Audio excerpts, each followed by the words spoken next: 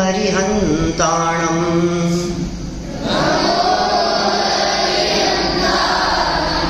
नमो सिद्धाणं नमो आयर्याणम्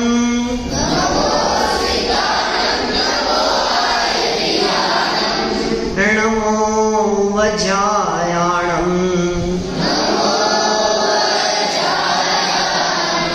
नमो लोये सव्यसाहुणम्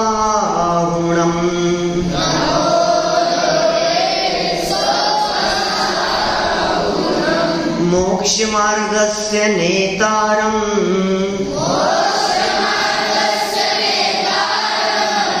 भेतारं कर्म भूभृताम्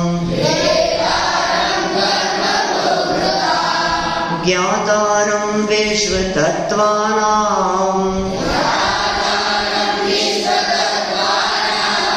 वन्दे तद्गुणलब्धये वन्दे तद्गुणलब्धये। पता है हमारे यहाँ जैन परंपरा में भगवान को क्यों नमस्कार किया जाता है? वंदे तद गुण लब्धये। अर्थ बताता हूं। हे भगवान, आप जैसे गुणों की प्राप्ति के लिए मैं आपको नमस्कार कर रहा हूं। जब भी भगवान के दर्शन करो ना, ये बात याद आनी चाहिए कि हे भगवान, आप जैसा बनने के लिए दर्शन कर रहा हूं मैं। हम बच्चे नहीं हैं, हम भगवान बनने के लिए जन्मे हैं। यहां पर हमारा जन्म यहां पर हुआ है भगवान बनने के लिए। आप जैसे ही तो होंगे भगवान भी। भगवान महावीर स्वामी की लाइफ स्टोरी पढ़ी है आपने? पहले क्या थे? शेर थे ना, सुना है ना आपने? पहले शेर थे। और पार्श्वनाथ भगवान के बारे में सुना है? वो क्या थे? पहले हाथी थे। पहले कितनी कितनी पर्याय उन्होंने धारण की। जन्म मरण होता रहता है, अवस्थाएं बदलती रहती है, तो कोई भी व्यक्ति जन्म से भगवान थोड़ी ना होता है। लेकिन भगवान बनने के पहले हमारे जैसे ही बच्चे होते हैं। हम यहाँ जैन कुल में हमने जन्म लिया है। ये जैन दर्शन दुनिया के सभी धर्म दर्शनों में से सर्वश्रेष्ठ दर्शन है। हम साधारण लोग नहीं हैं, क्योंकि जैन कुल में पैदा होना ये साधारण बात नहीं है। लेकिन जैन कुल में पैदा भी बहुत लोग होते हैं। कितने हैं? उनमें भी बहुत भाग्यशाली हैं आप लोग जो यहाँ कारंजा के इस गुरुकुल में आकर के यहाँ पढ़ने के लिए बैठे हैं। आप बहुत भाग्य। आपको पता नहीं है आपका भाग्य, आपको पता नहीं भाग्य किसे कहते हैं, भाग्यशाली क्या होते हैं, ये आज आपको पता नहीं है। लेकिन आज के आगे आने वाले 10 साल बाद, 20 साल बाद, 25 साल बाद, 40 साल बाद आप अनुभव करेंगे इस चीज को। यार वो क्या टाइम था जब हम गुरुकुल में पढ़ते थे। वो दिन याद आएंगे आपको।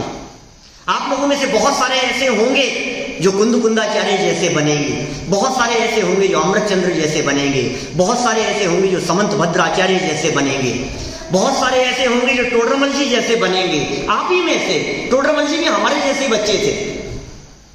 उनको तो इतने संयोग नहीं थे, इतने साधन नहीं थे टोडरमल जी के पास में, लेकिन बन गए वो कुछ। कैसे?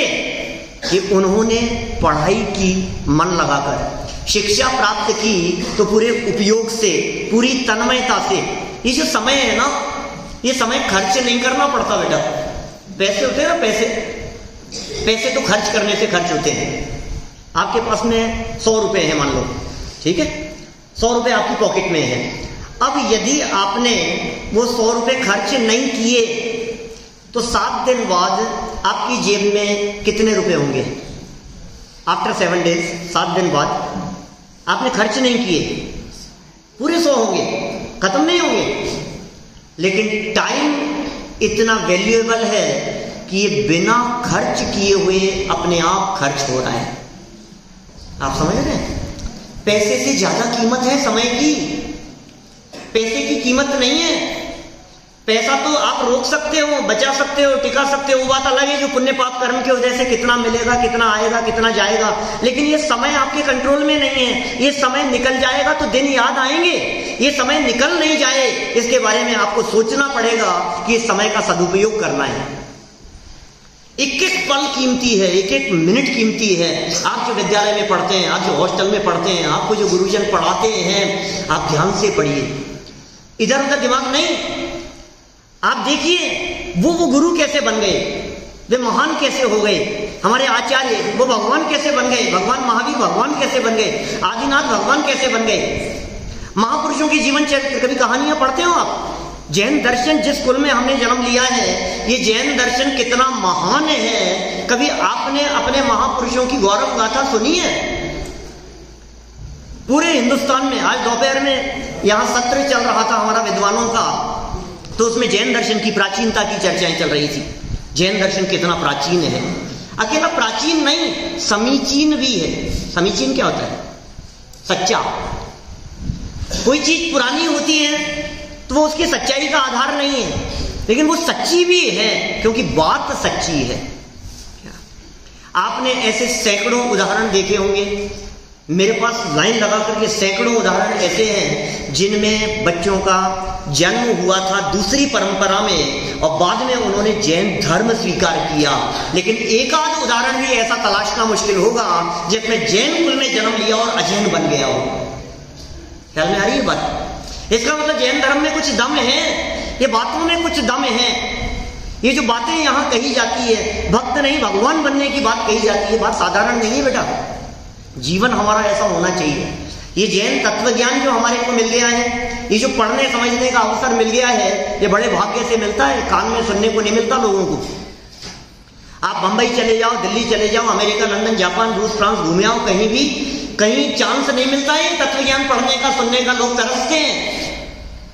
तरसते हैं लोग। मंदिर नहीं है, दर्शन करने का चांस नहीं है, मंदिर नहीं है जगह जगह। नैरोबी था में भी 1.5 साल पुरानी बात है, अफ्रीका में 53 देश है, 53 देश हैं अफ्रीका के।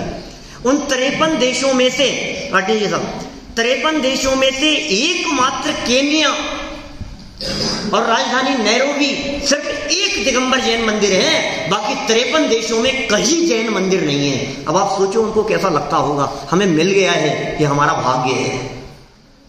अकेले दर्शन नहीं मिले, अकेले भगवान नहीं मिले, अकेले मंदिर नहीं मिले, उन भगवान की बात को समझाने वाले गुरु मिल गए। वो भगवान की बात हमारे को मिल गई, वो शास्त्र हमारे को मिल गए। ये शास्त्र हमारे दिशा निर्देशन कर रहे हैं, हमें कहां जाना है ये शास्त्र हमारे को बता रहे हैं, ये शास्त्र सिखा रहे हैं। जीवन हमारा देखो, धर्मात्माओं का जीवन कैसा होता है, ज्ञानियों का जीवन किस तरह का होता है, सबकी हेल्प करने की सोचते हैं। हमारे यहाँ तो ऐसे ऐसे प्रसंग मिलते हैं। बनारसी दास जी का नाम सुना है आपको? कुछ जानते हो बनारसी दास जी के बारे में, क्या हुआ था? नहीं मालूम? बनारसी दास जी एक विद्वान हुए हैं 400 साल पहले। घर में चोर चोरी करने के लिए आए, चोर 4 चोर थे और 400-500 साल पुरानी घटना है, 400-450 साल पुरानी। घर में से गेहूं की बोरियां, अनाज, वो बोरियां उठा उठा करके चोरी करके ले जा रहे थे, दीवार को उंगाल करके जा रहे थे।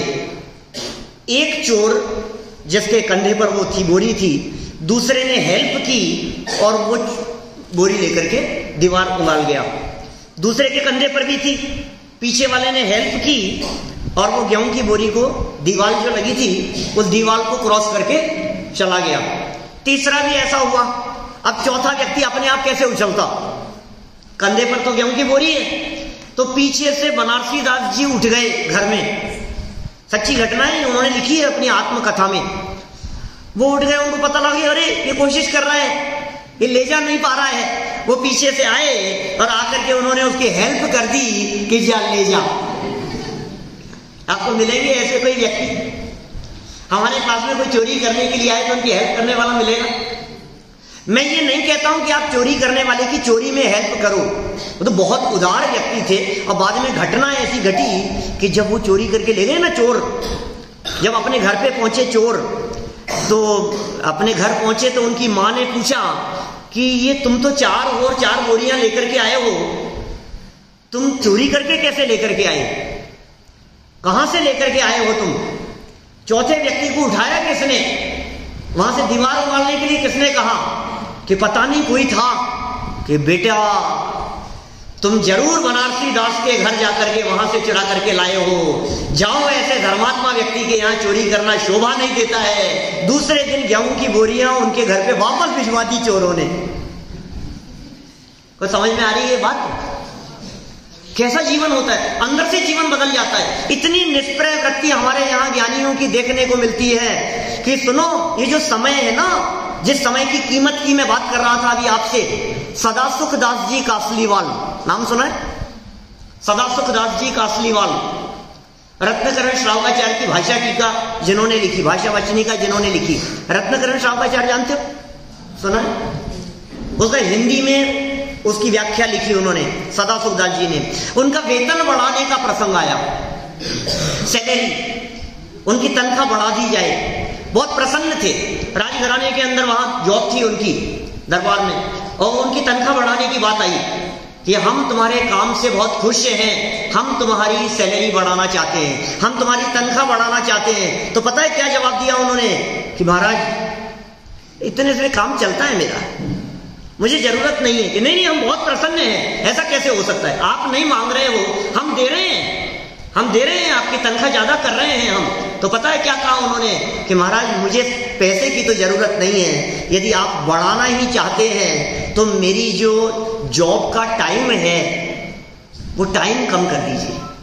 8 घंटे की जगह मेरी जॉब का टाइम 6 घंटे कर दीजिए, जिससे मुझे 2 घंटे अपनी आराधना के लिए, अपने स्वाध्याय के लिए, अपने अध्ययन के लिए ज्यादा मिलेंगे आपको ऐसे महापुरुष। ये जैन दर्शन, ये जैन इतिहास है, ये जैन इतिहास पढ़ो, महापुरुषों का जीवन चरित्र पढ़ो, आप देखने का नजरिया मिलता है, घटनाओं को देखने का, परिस्थितियों को देखने का। एक अपने यहाँ हुए बैरिस्टर चंपत राय जी, बहुत पुराने, लगभग 100-120 साल हो गए उनको। बैरिस्टर जानते हैं, वकील थे, कोर्ट में केस लड़ते थे। पागल स्त्री से विवाह कर दिया उनका। जिस लड़की से उनकी शादी की वो कैसी थी? उनकी टॉप फ्लोर खाली थी। तो समझ में आती है कि आप लोगों को भाषा समझ में आती है? कुछ नहीं समझ में आता था उसको।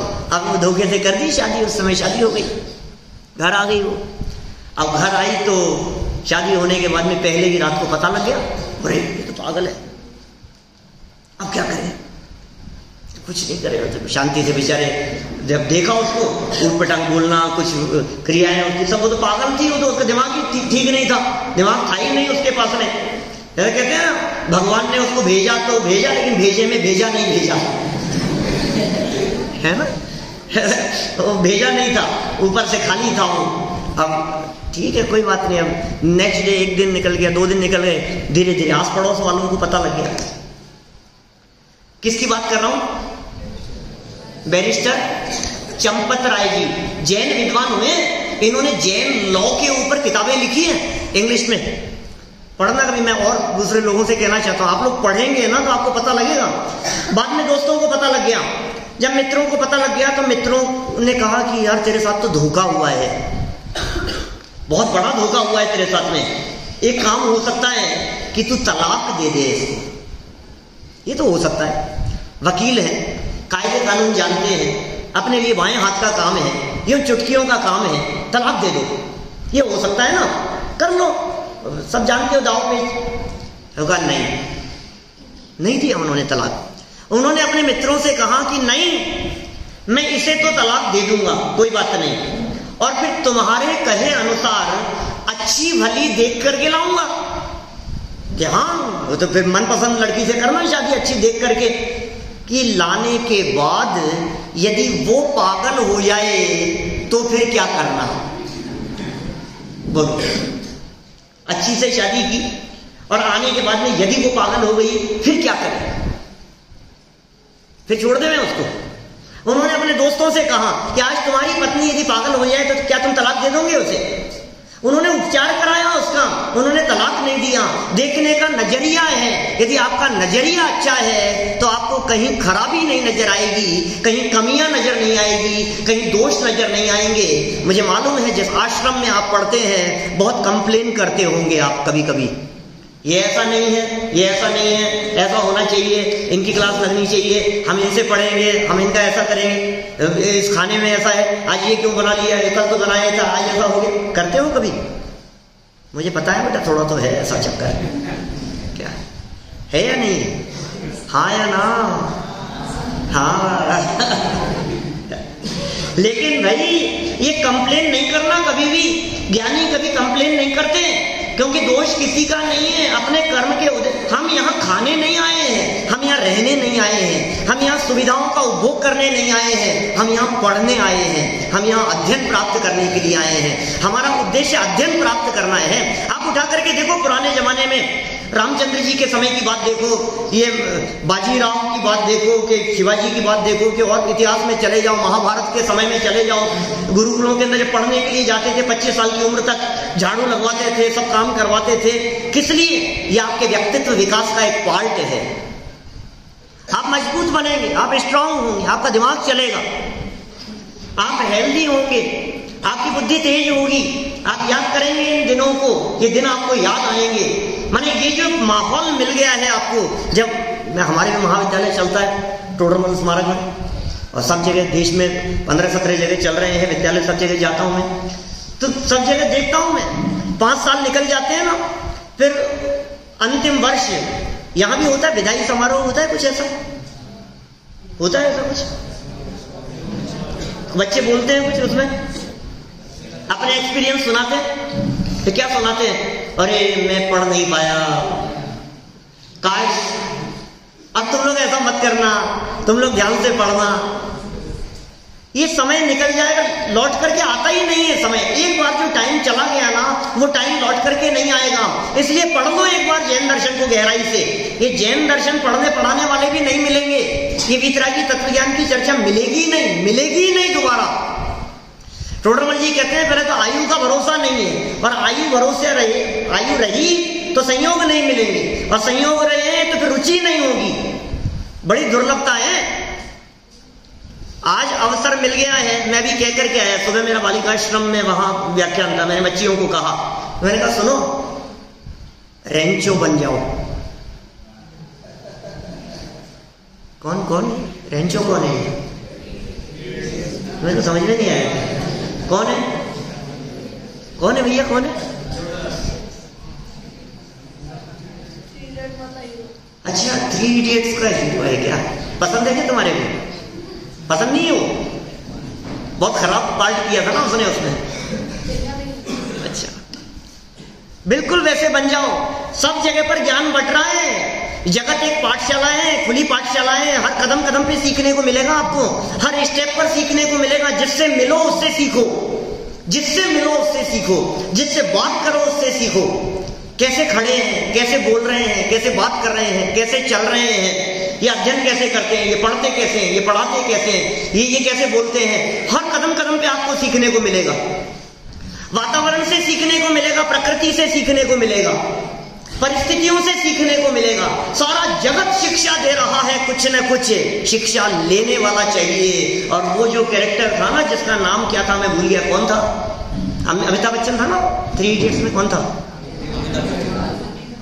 आमिर खान था। अच्छा, आमिर खान था। तो वो जो था, वो क्या करता था? किसी भी क्लास में बैठ जाता था, कहीं से भी सीखता था।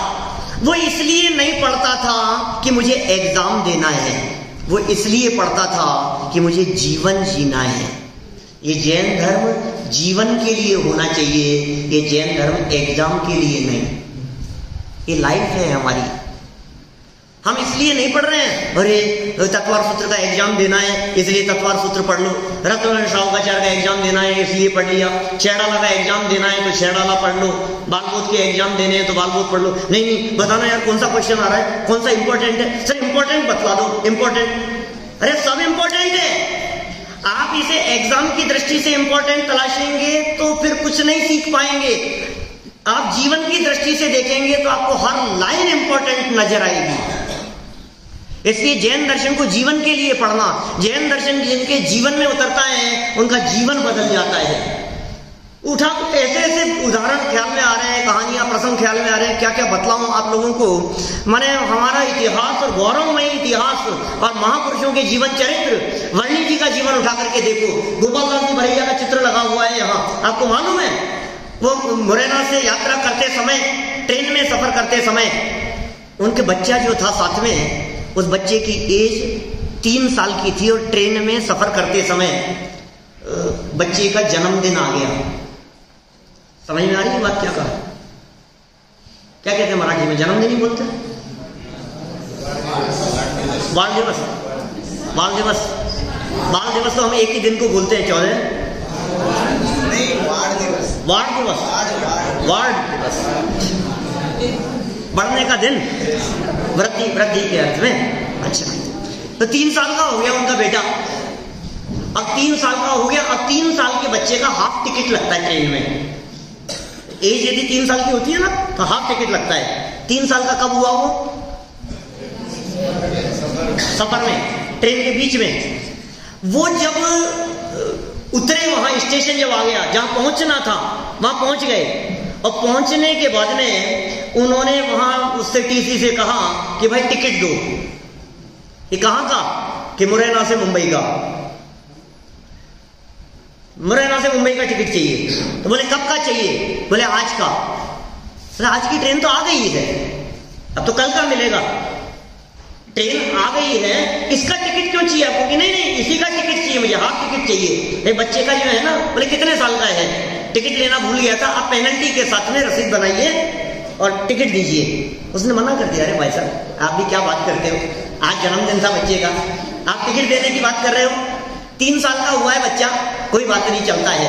आप हृदय पर हाथ रख करके सोचना, इतने लोग और बाहर के भी दूसरे लोग बैठे हुए हैं, हृदय पर हाथ रख करके सोचना, 3 साल के उम्र के बच्चे का टिकट 3 साल की उम्र में आपको लेने जितनी ईमानदारी अंदर में है क्या? या ऐसा लगता है कि 5 साल का हो जाए तो भी 3 का कह करके चलेगा? नहीं, अभी तो 3 का ही है। सोचो जरा एक बार, मतलब कितनी ईमानदारी थी, पता है आपको? टिकट बनाने के लिए उसने मना कर दिया। अरे रहने दो यार, कोई बात नहीं, इनका हुआ है ना। नहीं नहीं, आपको टिकट बनाना पड़ेगा। बात झगड़ा हो गया, आपस में विवाद जैसा हो गया। वो मानने को तैयार नहीं थे पंडित जी। इनकी बात कर रहा हूं जिनका फोटो लगा हुआ है यहाँ पर, इनकी बात कर रहा हूं मैं। मानने को तैयार नहीं थे, स्टेशन मास्टर के पास चले गई बात। स्टेशन मास्टर समझाने लग गया उनको। अरे रहने दो यार, किस बात का टिकट? अब कोई बात नहीं, चलो कोई बात नहीं, मान लिया, अब नेक्स्ट टाइम टिकट लेकर के बैठना, अभी तो जाने दो। कि नहीं, आज जो सफर किया है तुम्हें उसका टिकट बनाना पड़ेगा। बहुत समझाया तो पता है पंडित जी ने क्या कहा? कि तुम लिख करके दो कि मैं टिकट लेने को तैयार नहीं हूं, रिटर्न में लिख करके दो, मैं आगे बात करूंगा। बेचारे को मजबूरी में टिकट बनाना पड़ा और 3 साल के बच्चे का हाफ टिकट इन्होंने बनवाया। मालूम है इसके बाद में नेहरू जी की सभा थी कहीं, और ये खबर चलती, न्यूज़पेपर में छपी है ये घटना, और नेहरू जी तक ये खबर पहुंच गई। नेहरू जी अपनी राजनीतिक सभा के लिए कहीं पहुंचने वाले थे, वहां उन्होंने पंडित जी का नाम लेकर के उस स्टेशन की उस घटना का उल्लेख किया और उन्होंने कहा कि यदि हमारा हिंदुस्तान का हर नागरिक इन विद्वान जैसा हो जाए, जैनियों जैसा हो जाए, तो हम पूरे देश में सोने की पटरियां बिछा सकते हैं।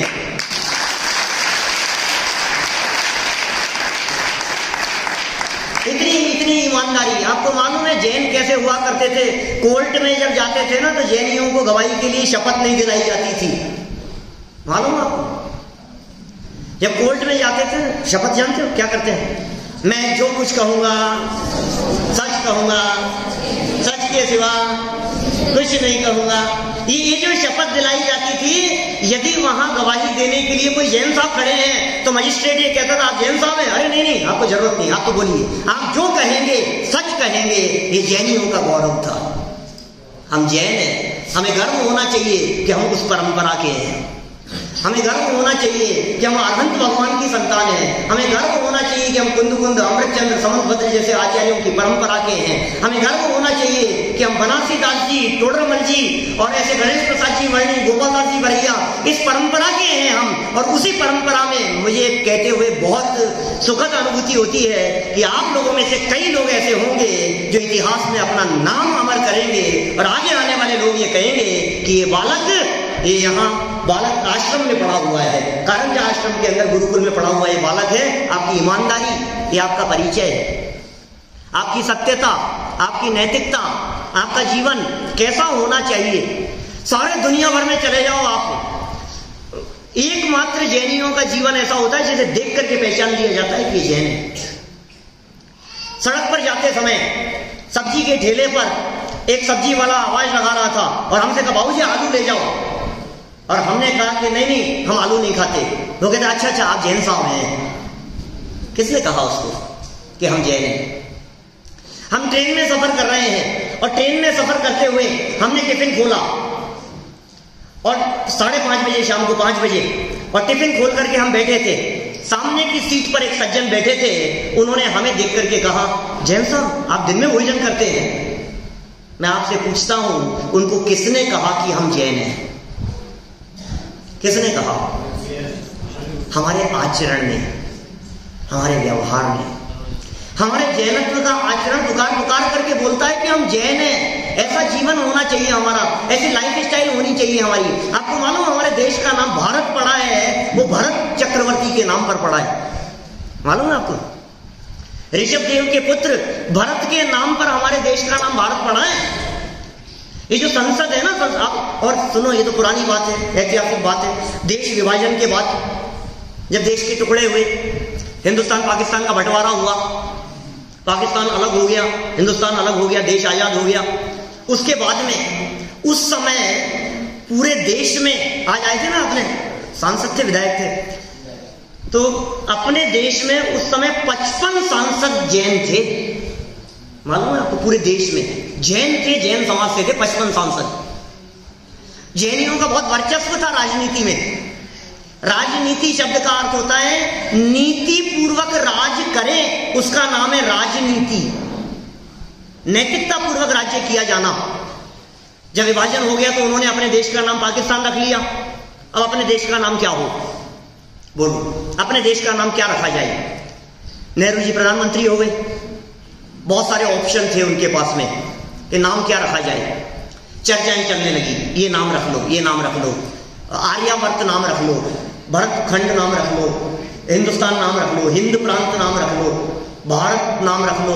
बहुत सारे ऑप्शन थे उनके पास में, क्या नाम रखा जाए। नेहरू जी ने अपनी सभा में, अपने संसद में, लोगों के बीच में उन्होंने ये बात कही कि सुनो, एक काम करो, इतिहास तलाशो, इतिहास देखो कि इतिहास में कहीं हमारे देश का नाम कहीं मिलता है क्या? कोई प्राचीन शिलालेख में कहीं कोई इस तरह का नाम मिलता हो तो एक पुरातत्व के एक बहुत बड़े विद्वान गौरी शंकर हीरालाल ओझा, अजमेर के बहुत बड़े पुरातत्वविद, बहुत अच्छे विद्वान रहे हैं वहां, पुरातत्व के जानकार, उनसे संपर्क किया गया और उन्होंने बतलाया कि एक उल्लेख मिलता है सबसे प्राचीन हमारे देश के लिए नाम, और वो उल्लेख है वहां उदयगिरी और खंडगिरी हाथी गुफा अभिलेख, जो सम्राट खारवेल के द्वारा लिखवाया गया। खारवेल जैन सम्राट था, जैन राजा था, सम्राट खारवेल के द्वारा लिखाया गया वो हाथी गुफा अभिलेख। उसमें नमो अरिहंताणम नमो सिद्धाणम पद मिलता है, 2300 साल पहले हुआ है वो, और वहां उस जगह पर हमारे देश के लिए भारतवर्ष शब्द का प्रयोग किया गया। इसलिए उसके आधार पर, माने जैन सम्राट के द्वारा दिए गए उस भारतवर्ष शब्द के आधार पर देश का नाम भारत पड़ा। ये जो संसद है ना, संसद, इस संसद शब्द का प्रयोग सबसे पहले समंत भद्राचार्य ने किया। समंत भद्राचार्य ने किया है साहब संसद। क्या प्रदीप भाई, संसद क्या होता है? संसद, और कहां से आ गया ये संसद शब्द? ये जैन दर्शन की देन है। संसद, पार्लियामेंट को जो संसद कहा जाता है, ये जैनियों की देन है। संसद शब्द का प्रयोग समव शरण के अर्थ में होता है। संसद माने समव शरण। समव शरण एक ऐसा स्थान जहां आपस में बैर विरोध नहीं हो, जहां दुश्मनी नहीं हो, जहां एक दूसरे के विरोधी नहीं हो, उसका नाम है संसद। ये संसद, ये सोच करके समव शरण के अर्थ में पार्लियामेंट का नाम संसद रखा गया। कि साहब क्या बात करते हो, वहां तो विरोधी पार्टी के लोग भी होंगे, आप कैसे बात करते हो?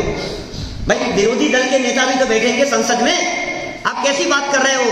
तो पता है क्या जवाब दिया गया कि भले ही वो विरोधी पार्टी के नेता हो, वे पार्टी के विरोधी हो सकते हैं, लेकिन देश के विरोधी कोई भी नहीं है। संसद में बैठ करके जो भी बात की जाएगी वो देश के हित में बात की जाएगी। ये जैनों का गौरव है। इतिहास उठा करके देखो, मैंने दिन में बात कही थी आज सभा में कि खुदाई में जितनी प्रतिमाएं प्राप्त होती है, खोद करके देखो, आप इतिहास उठा करके देखो। ब्रिटिश म्यूजियम के अंदर 2000 साल पहले की प्रतिमाएं मिलती है, चौथे काल की प्रतिमाएं मिलती है, दिगंबर प्रतिमाएं मिलती है, बीतरागी प्रतिमाएं मिलती है, जहां खुदाई होती है वहां दिगंबरत्व का, जैनत्व का गौरव ये पृथ्वी उगल उगल करके बतलाती है कि जैन धर्म कितना प्राचीन है। हमें गौरव होना चाहिए, हमें गर्व होना चाहिए इस बात पर कि हम इस जैन परंपरा के हैं। ये जैन धर्म पढ़ने सीखने का अवसर हमारे को मिला है, ये साधारण नहीं है। इन बातों को साधारण मत समझना। बड़े भाग्य से हमको मिला जिन धर्म, बड़े भाग्य से हमको मिले जिन वचन। जिन धर्म, जैन कुल में पैदा होना और इसके साथ साथ में जिन वचन सुनने का अवसर मिलना, ये बड़े भाग्य से होता है। इसे साधारण मत समझना। समय अपना बहुत हो गया है, कार्यक्रम यहाँ चालू होने वाला है। आगे मैं कुछ भजन की लाइन बोलता हूँ, रिपीट कर सकते हैं आप लोग? रिपीट करेंगे? जिन धर्म तुझको मेरा नमन,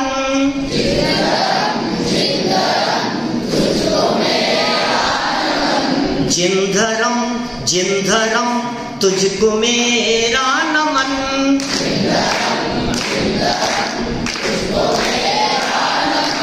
तेरी रक्षा में प्राणों को तज जाएंगे,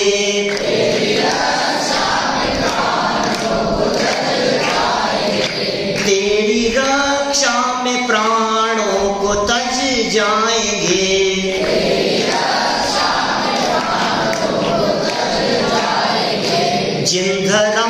जिन धर्म तुझको मेरा नमन,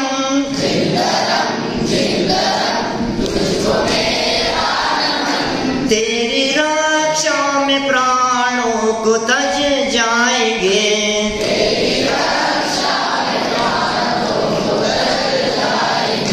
हम रहे, ध्यान देना, हम रहे ना रहे इसकी परवाह नहीं, हम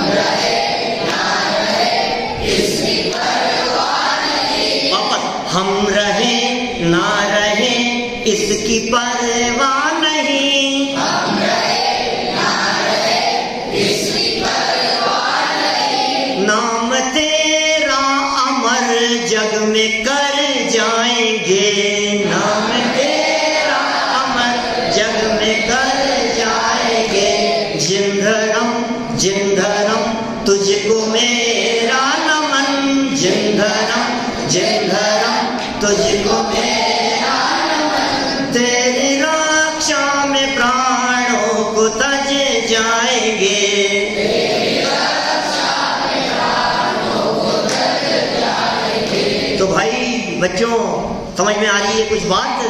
ये जिन धर्म जो हमारे को मिला है, इसकी रक्षा यदि प्राणों की बाजी लगा करके भी यदि हमारे को जिन धर्म की रक्षा करने का प्रसंग बने तो अपने प्राणों को भी हम त्यागने के लिए तैयार हैं। आचार्य अकलंक देव के साथ निकलंक स्वामी ने ऐसा किया और पंडित प्रवट टोडरमल जी साहब, जिनका 300वां जन्म शताब्दी वर्ष हम मना रहे हैं, उन्होंने ऐसा किया। और इन्हीं की परंपरा में आज हम तैयार हैं अपने प्राणों को न्योछावर करने के लिए। प्राण देने की जरूरत नहीं है, ये तो जीवन दायिनी तत्व ज्ञान हमारे को मिल गया है। हम सभी इन बातों को गहराई से समझें, अपने जीवन में उतारें, समय का सदुपयोग करें, जैन दर्शन और जैनत्व का गौरव समझें और कभी कोई काम ऐसा न करें जिससे धर्म बदनाम हो, जिससे संस्था बदनाम हो। हम सभी अपने उज्जवल भविष्य को निर्माण करें यहाँ रह करके। इसी भावना से बात को मैं विराम देता हूँ।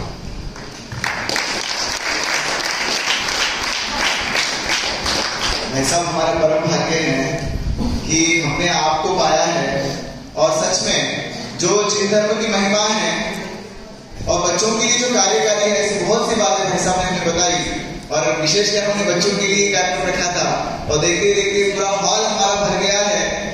ये भाई साहब का प्रभाव है निश्चित रूप से। और मैं भाई साहब को जब से मैं जयपुर गया तब से देख रहा हूँ कि जो भी मतलब समर्पण भावना है और जो कहने का जो रुचिवंत जीव तो होता है, लेकिन उसकी जो मतलब जैसे हम मराठी में एक शब्द होता है तळमळ होता, एखाद्या गोष्टीला आपण दुसऱ्यापर्यंत किती पोहोचू शकतो ह्याची जी तळमळ आहे ती भाईसाहेब खूप सुंदर आहे। त्यासाठी एक जोरदार टाळ्या वाजवायच्या।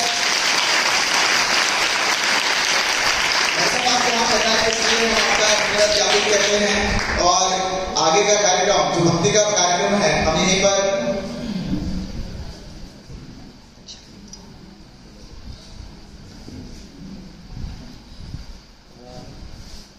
साहब जी, मैं आपका आभारी हूँ। आपने एक शॉर्ट नोटिस पे हमारे बच्चों के लिए जो उद्बोधन किया, थोड़ा समय की वजह से हमें आपका लाभ बहुत कम मिला है, लेकिन जैसा हो सके आपका लाभ हमें मिलता रहेगा। हम आपसे अनुरोध करते हैं कि जैसा हर साल आप यहाँ आए, एक उद्बोधन हमको देंगे। भोजन के पहले अभी मेरे को 5 मिनट पहले ही कही थी, 10 मिनट पहले कि आपको लेना है, ठीक है चलो। इसलिए भाई साहब ये धन्यवाद। और हम चाहेंगे, जैसे भाई साहब ने बोला है कि हर वर्ष आपका लाभ हमें मिले, ऐसे हम आपसे अनुरोध करते हैं।